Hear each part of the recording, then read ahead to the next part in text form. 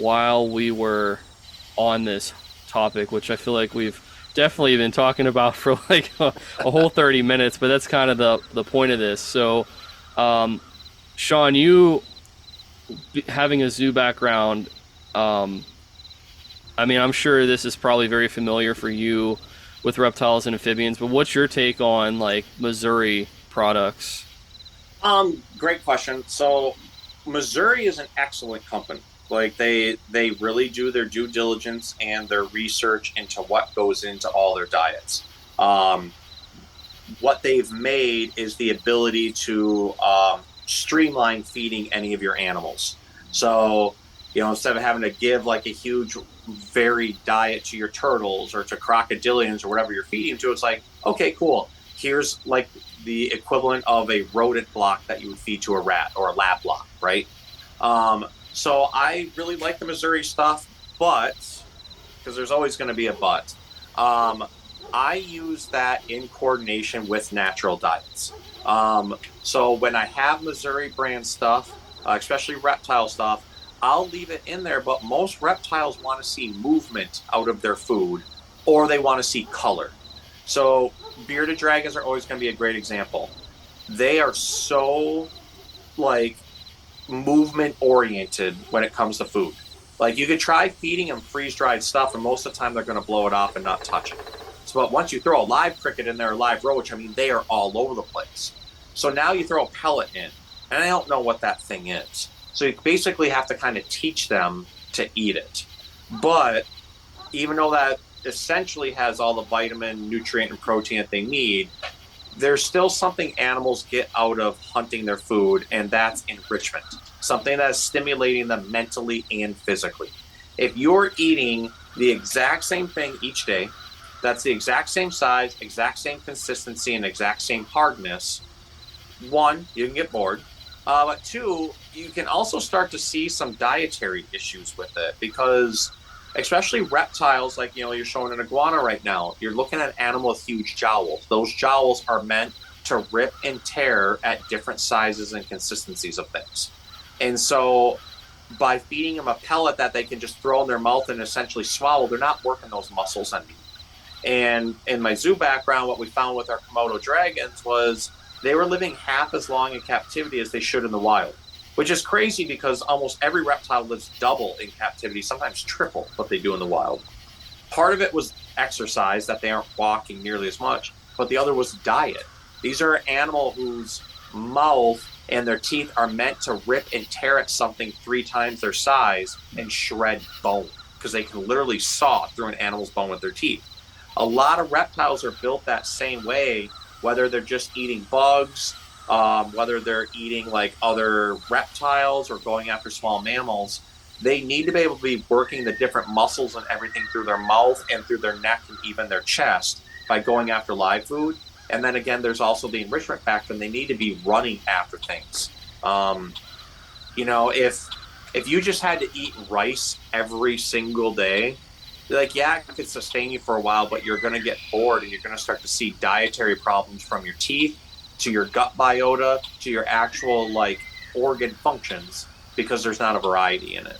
So to circle, like come full circle on it, I will use Missouri as a supplement for a lot of reptiles, but I'm always going to go back to live diet, natural diet, fresh veggies, fresh fruit, live insects, earthworms, quail eggs, chicken eggs, like you name it. We have a lot of different things we carry at the store, and the reason being is trying to add that enrichment and fulfillment to the reptiles' lives. So this would be the kind of thing that you would maybe like on salad days for a bearded dragon, like maybe sprinkle that on and stuff. So it's kind of in conjunction. 100%. So like, especially the tortoise diets, tortoises just do not care about pellets. I have tried 4 or 5 different brands or styles of pellets with the tortoises that we carry. So redfoots, Hermans, Russians, pancake, and they ignore them all completely. I have gotten them to eat the pellets, like you said, if I put them in their veggies. If like basically I'll break them up into a powder and sprinkle them on, and then they eat them. But hardly ever do I get my tortoises to really eat a lot of just straight pellet. They're we, there's some theories on how many colors on the spectrum that tortoises see. Um, Mhm. it's pretty much suspected that they might see double to triple the amount of color that we do. And I've seen it when I add their veggies and their fruits in that like they will beeline it for certain colors and just immediately eat all of that color first and then start to go to everything else. So I think there's also that factor involved in it too. Yeah. So one of the reasons I have no idea what just fell.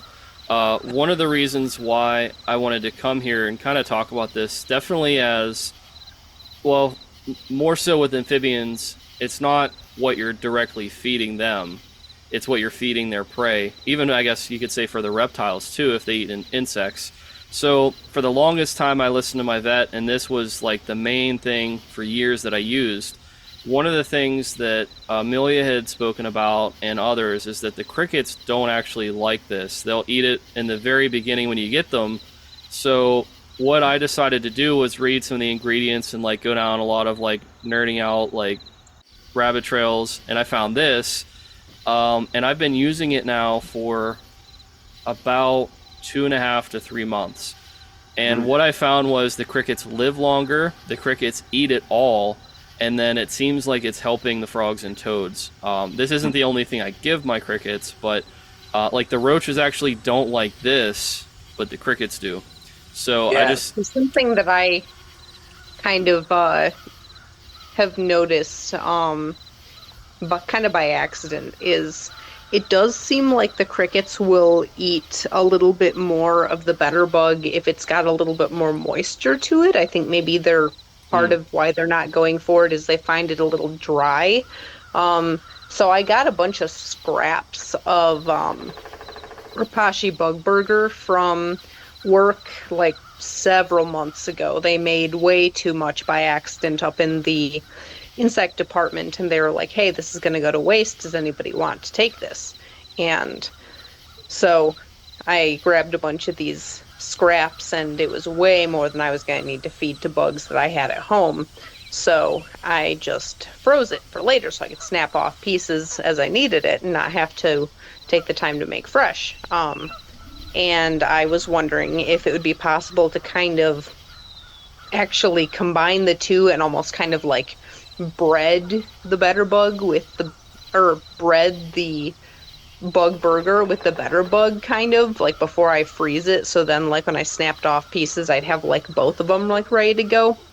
It didn't really stick very well. So there's a lot of just loose stuff in there. But because of being in the bag with that gel, it's kind of absorbed some moisture. So I find that like actually if I just dump out those crumbs, and maybe it's also kind of scented with the better bug too, or the, there's too many bees here. The bug burger, they also seem to like that more actually, just like giving them the stuff that's been in that freezer bag. I don't know. so sorry, real quick. I just wanted to jump in and say something. So when I looked at the ingredients, because I know there's a research study that backs up Better Bug Gutload, and I've been a big proponent of that. With the calcium and the different things that are on here, like I know the omega-3 fatty acid's a huge deal. There are some things on here that are really important for amphibians. There were a couple of different options since this was released. It's I think noteworthy to say like when this is older than a lot of their other products for reptiles and amphibians. So like what I was doing that one night when I guess I had all the time in the world was going down through and looking line for line at like what some of the ingredients were and what could you get to kind of substitute that in. This is I think a little bit newer, or at least it seems a little bit newer, because they don't make it in smaller containers really, which is fine with me. I would rather buy it in bulk. So you can see it's not like there's some things that are missing from it. Like you can see the omega 3 is not in here. So there are a couple things that this is beneficial for, but it's not quite as good as the Better Bug Gutload.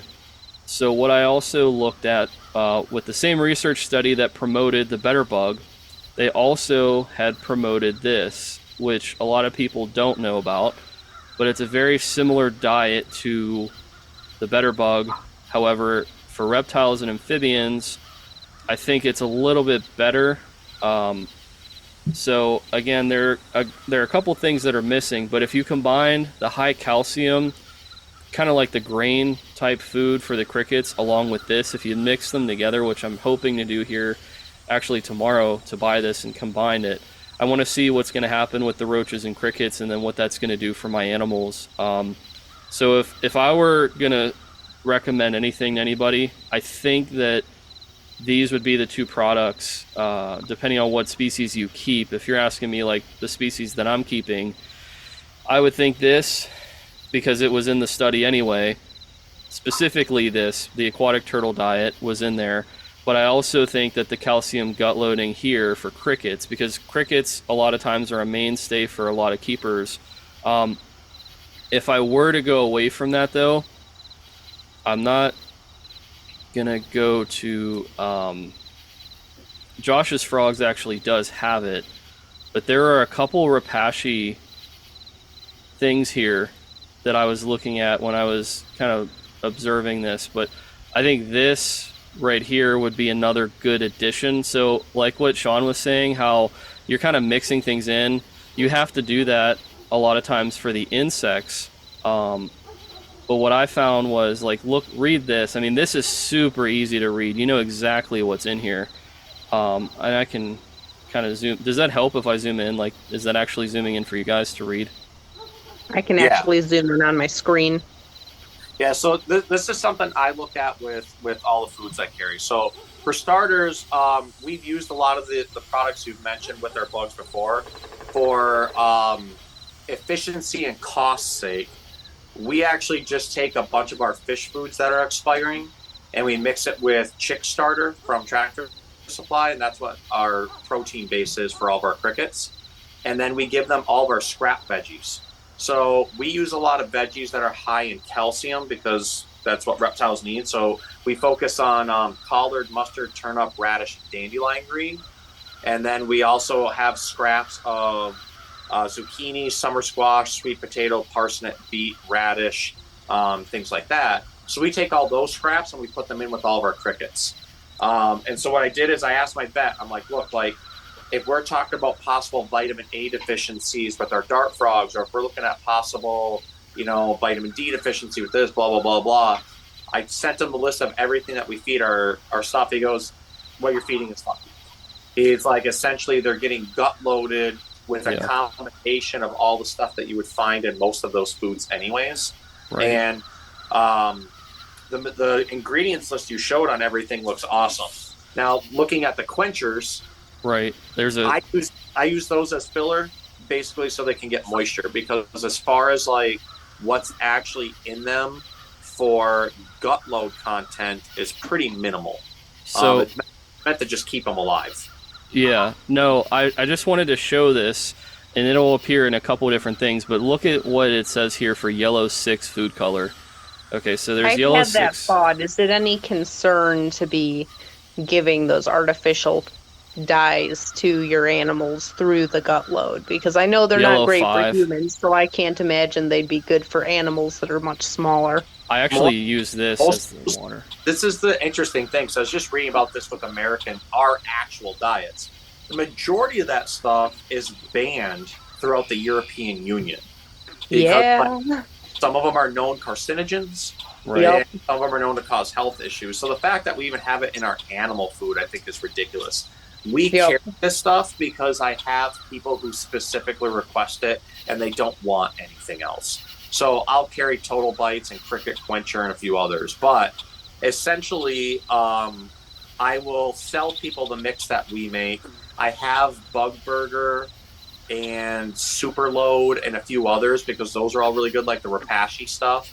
I'll always recommend those.